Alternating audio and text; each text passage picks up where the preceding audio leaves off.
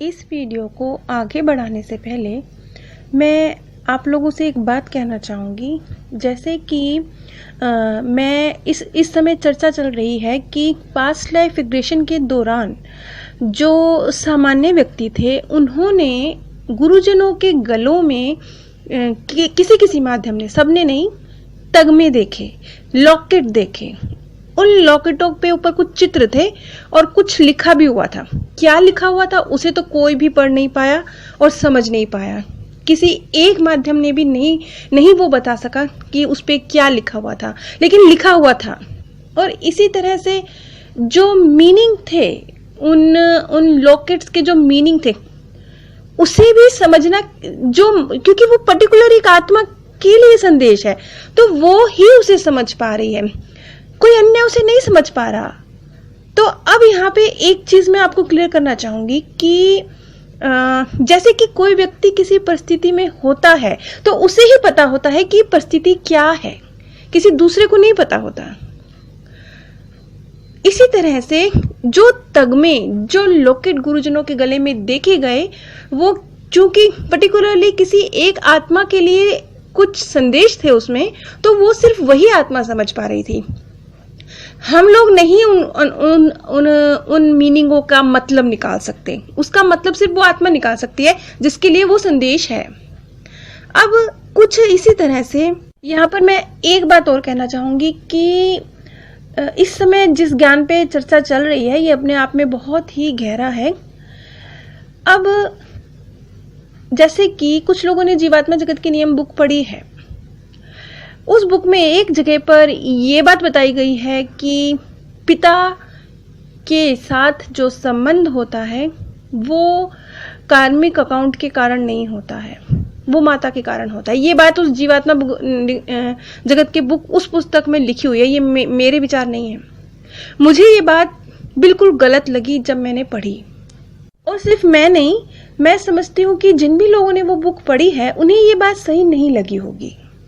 और सही क्यों नहीं लगी होगी? क्योंकि हम तो, ये बिल्कुल एक बेसिक बात है, शुरुआत की ही बात है। एक बिल्कुल अध्यात्म की फील्ड में बिल्कुल शुरू होने वाला व्यक्ति भी ये बात जानता है कि जितने भी हमारे करीबी गण होते हैं उनके साथ हमारे कार्मिक अकाउंट होते हैं, इसीलिए वो रिश्ते होते हैं। अब जब ये बात आई उस बुक में, जो कि मुझे बिल्कुल सही नहीं लगी, तो मैंने बजाय ये कहने के कि पुस्तक का सारा ज्ञान गलत है, इस बुक को साइड में कर देना चाहिए, मैंने ऐसे नहीं सोचा। मैंने अलग नज़र से सोचा। मुझे ये लगा कि एक साधारण महिला के द्वारा उसके पुत्रों की आत्माओं ने कोशिश करी कुछ उस विषय में बताने की, जिस विषय में बताना एक तरह से इस प्रकृति द्वारा अलाउड नहीं है। शायद यही रीजन हो सकता है, क्योंकि वो जो भाषा है, जिस भाषा में उन्हें लिखा गया है, जिसे ऑटोमेटिक राइटिंग कहते हैं, उस को अगर आप पढ़ेंगे, जब आप देखेंगे तो आप देखेंगे कि उन्हें समझना बहुत मुश्किल है। उसमें क्या लिखा है आप नहीं समझ सकते, क्योंकि वो इतनी बहुत ऐसा बताया गया है कि जब उनकी माता जी, जिनके माध्यम से रतु और विस्पी बता रहे थे उस दुनिया के विषय में, तो शुरुआत में जब वो उनके माध्यम से बताने की कोशिश कर रहे थे तो बिल्कुल वो लाइनों की तरह लिख रही थी, कुछ भी अक्षर समझ नहीं आ रहे थे। काफी समय बाद जाके थोड़ा सा अक्षर क्लियर हुए हैं। इसलिए मैं समझती हूँ कि बात सिर्फ शब्दों की नहीं है। वो शब्द ठीक है क्लियर नहीं हो पाए, क्योंकि वो एक आत्मा की कोशिश थी किसी और के शरीर के द्वारा। लेकिन कुछ इसी तरह से हो सकता है उनकी माता जी ने उन शब्दों का वो रियल मीनिंग नहीं समझ पाए, क्योंकि जैसा मैंने कहा भाषा क्लियर नहीं थी। तो जब भाषा क्लियर नहीं होती तो हो सकता है पढ़ने वाले ने उसे सही ना पढ़ा हो, तो जो उनकी माता जी ने जितना वो समझ पाई अपने ही द्वारा लिखे गए शब्दों को, उस हिसाब से उन्होंने बताया और उस पुस्तक में उन्होंने लिख दिया। तो ये संभव है, वो भी एक इंसान ही थी, तो ये संभव है कि शायद कुछ लाइनों को वो सही तरह से नहीं समझ पाई, ट्रांसलेट नहीं कर पाई, अच्छी तरह से लिख नहीं पाई, और इस वजह से उन्होंने ये मीनिंग लिखा इस बात का कि पिता के साथ संतान का कार्मिक अकाउंट नहीं होता। तो इस बात को इस नजरिए से समझना चाहिए, ना कि इस नजर से कि सारा ही ज्ञान गलत है। बिल्कुल ठीक यही बात ये जो हम पास्ट लाइफ रिग्रेशन के माध्यम से जानने की कोशिश कर रहे हैं, इसके ऊपर भी लागू होता है। क्योंकि ये बात भी समझिए कि जब आत्माओं ने अपने आप को उस मृत्यु के बाद की दुनिया में देखा, तो उस समय तो बहुत कुछ शायद उनके मार्गदर्शक की सहायता की वजह से वो समझ पाए और उसको बयां करने की उन्होंने कोशिश करी, लेकिन उसके बाद उसका मीनिंग निकालना तो डॉक्टर न्यूटन का कार्य था ना। क्योंकि जब वो उस सम्मोहन से बाहर आ गए, तब भी वो फिर से उन बातों को एग्जैक्टली वैसे बयान नहीं कर पाए, लेकिन डॉक्टर न्यूटन के पास उसकी रिकॉर्डिंग थी, इसलिए वो उनको दिखा सके और एक बार फिर से समझने की कोशिश कर सके कि उन्होंने क्या कहा है। ऐसे समझ लीजिए कि जब एक कोशिश की जा रही है उस दुनिया को जानने की, जो कि माध्यम जो सहारा बन रहा है उस दुनिया के बारे में आपको बताने का, वो भी जब उस सम्मोहन की अवस्था से बाहर आया तो वो खुद भी अपने उस वीडियो रिकॉर्डिंग पर ही डिपेंडेंट है, क्योंकि वो भी वहां से उस अवस्था से बाहर आने के बाद उसने ज्यादा गहराई से वो जो शब्द उसने बोले थे उसके मीनिंग को भूल चुका था। और अब इस अवस्था में मीनिंग किसने निकाला? डॉक्टर न्यूटन ने। डॉक्टर न्यूटन एक साधारण ह्यूमन बीइंग थे, तो हम ये नहीं सोच सकते कि उनके द्वारा कही गई हर बात को 100% सही होना चाहिए।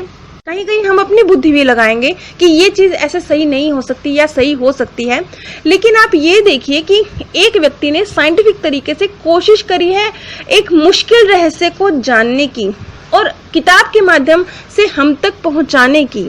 हमें सिर्फ इस कोशिश के लिए उनका थैंकफुल होना चाहिए। अब ये बात मैं क्यों कह रही हूँ? ये बात मैं इसलिए कह रही हूँ क्योंकि मैंने आपको बताया कि मैं जब ये बुक पढ़ रही थी तो ऐसा बहुत कुछ था इस बुक के अंदर जो ना मुझे समझ आया ना मुझे सत्य लगा। लेकिन फिर भी मैं कहती हूँ कि मैं डॉक्टर न्यूटन की बहुत एहसानमंद हूँ जो उन्होंने उस दुनिया की जानकारी को हम तक पहुँचाया। इसके लिए हमें उनका थैंकफुल होना चाहिए, ना कि हमें ये सोचना चाहिए, क्योंकि कई पॉइंट ऐसे आएंगे जो समझ नहीं आएंगे, आगे भी आएंगे, क्योंकि ज्ञान जितना गहरा होता जाएगा, जितना डीप होता जाएगा। क्योंकि मैं अगर बिल्कुल बेसिक नॉलेज को लेकर चलूं, बिल्कुल शुरुआती नॉलेज को, क्योंकि शुरुआती नॉलेज बहुत मुश्किल नहीं है, बहुत आसान है। ऊर्जा का हेरफेर है, वो बहुत आसान है। वो शुरुआती नॉलेज मैंने अपने बिगनिंग की वीडियोस में दी हुई है। अगर मैं सिर्फ वहीं पे अटकी रहूंगी तो आप लोगों के लिए समझना तो खेल होगा, बहुत आसान होगा, सुनते ही समझ में आ जाएगा, क्योंकि वो बेसिक नॉलेज है, ABCD वाली। अब जो नॉलेज चल रही है वो ABCD वाली नहीं है, वो थोड़े ऊपर की स्तर की है। तो थोड़ा सा आप लोग इस चीज के साथ समझ के चलिए कि डॉक्टर न्यूटन एक इंसान ही थे। तो हो सकता है माध्यम जो कि खुद भूल गए सम्मोहन की अवस्था में से बाहर निकलने के बाद कि उन्होंने क्या किस तरीके से अनुभव किए, कुछ हद तक उन्हें याद रहे, काफी हद तक याद रहे। कुछ एक बातें जो बेसिक थी वो उन्हें याद रही, लेकिन वो जो डीप के साथ उन्होंने देखा था वो उसे भूल गए। वो तो रिकॉर्डिंग के माध्यम से बाद में जानकारी मिली। तो आप ये समझिए कि डॉक्टर न्यूटन भी हो सकता है इन बातों का मीनिंग पूरी तरह से करेक्ट ना निकाल सके हों। अब मैं जहां तक समझती हूँ कि ये ज्ञान 70-80% तक सही है, और 20-30% अगर कहीं कुछ समझ नहीं भी आ रहा है तो हमें बहुत ज्यादा अपनी बुद्धि पर भरोसा ना करके इस प्रकृति पर भी छोड़ देना चाहिए, क्योंकि ऐसे बहुत सारे राज हैं, जीवन की बहुत सारी बातें हैं जो अपने आप वक्त के साथ खुल जाती हैं। तो मैंने भी बहुत सारी बातें जो मुझे समझ नहीं आती, मैं उन्हें साइड में रख देती हूँ और वक्त पर भरोसा करती हूँ। ये प्रकृति अपने आप हाथ थाम कर रास्ता दिखाएगी, जहां अभी तक इतनी आगे लेके आई है तो और आगे लेकर जाएगी। ये बात मैं आपसे इसलिए कह रही हूँ क्योंकि आगे आगे ज्ञान और डीप होने वाला है, और हो सकता है कि बहुत सारे लोगों को इस ज्ञान पे डाउट हो। अगर ऐसा कुछ हो तो आप लोग कमेंट के माध्यम से मुझे बताइएगा जरूर, क्योंकि जहां तक मेरे लिए संभव होगा मैं इन बातों को वीडियोस में क्लियर करती रहूंगी। कुछ लोग मुझसे ये भी कह रहे हैं कि आप डॉक्टर न्यूटन की रिसर्च पे या किसी और अन्य की, रेमंड मूडी की या अनीता मूरजानी की, इन लोगों के एक्सपीरियंस पे वीडियोस क्यों बना रही हैं? आप गीता के ज्ञान को समझिए, उसमें सब कुछ लिखा है। आप बिल्कुल सही कह रहे हैं। गीता बहुत आदरणीय, बहुत पूजनीय ग्रंथ है, उसमें सब लिखा है, ये सत्य है। लेकिन कोई भी धर्म हो, कोई भी किसी भी धर्म का ग्रंथ हो, सब यही कहते हैं कि सिर्फ और सिर्फ हमारा ही ज्ञान उच्च है, यही अंतिम सत्य है।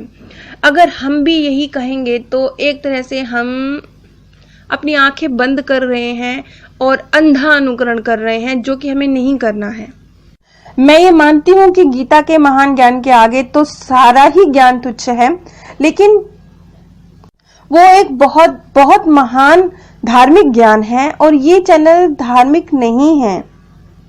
यहाँ पर धर्म को, अध्यात्म को किसी अलग ही नजरिए से समझने की, परखने की कोशिश की जा रही है और इस कोशिश में धर्म, तर्क, वैज्ञानिक अनुसंधान सब कुछ शामिल किया गया है। क्योंकि अगर धार्मिक चैनल की बात हो तो अनेकों धार्मिक चैनल आपको मिल जाएंगे, जहां आपको महान पूजनीय गीता ग्रंथ के सभी ज्ञान मिलेंगे, सब कुछ मिलेगा। लेकिन जैसा कि मैंने कहा, ये चैनल थोड़ा सा यूनिक है और शायद इकलौता ऐसा चैनल है जहाँ पे इस तरह के पुस्तकों के माध्यम से ज्ञान को खंगाला जा रहा है, डटोला जा रहा है, परखा जा रहा है, जिसमें कुछ मेरा मनन चिंतन और जो मेरी स्पिरिचुअल जर्नी रही है उसके अनुसार जो मेरी विचारधाराएं वो भी शामिल हैं। यही रीजन था कि मैंने आप लोगों से कहा था कि आप लोग मुझे अपने अनुभव ऑडियो के माध्यम से भेजें, क्योंकि बहुत सारे अलग अलग अनुभव बहुत सारे लोगों के पास हैं और जब वो एक साथ एक ही प्लेटफॉर्म पे आते हैं तो आसान हो जाता है ज्ञान की सच्चाई तक पहुंचना।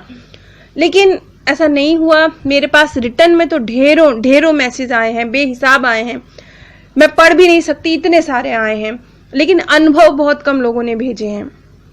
आप लोग अभी भी कमेंट के माध्यम से जो भी आप लोगों को सुंदर अनुभव हुए हैं, ज्ञान की सत्यता पर जो भी मोहर लगा सकते हैं, जो भी थोड़ा सा आपने ज्ञान के करीब कुछ अनुभव किए हैं, उन्हें कमेंट के माध्यम से हम लोग के साथ जरूर शेयर कीजिए, ताकि हम लोग अपनी यात्रा को सही तरीके से आगे बढ़ा सकें।